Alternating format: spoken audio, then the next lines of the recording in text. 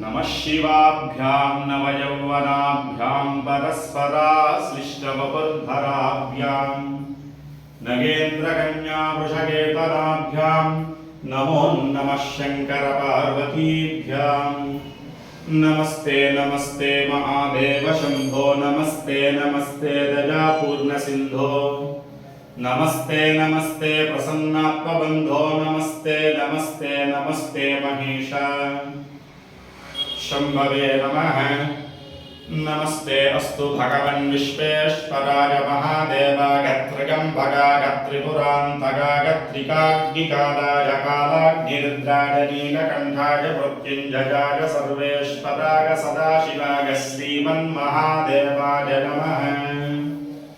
ॐ मार्कण्डेय महाभाग सप्तकल्पान्तजीवनः आयुराग्योग्यमैश्वर्यं देहि मे मुनिपुङ्गव भृगर्विदाथरुषजो भृखण्डश्च सुतः पुमान् भावनारुषसंयुक्तं भजामि सततं मुदाम्।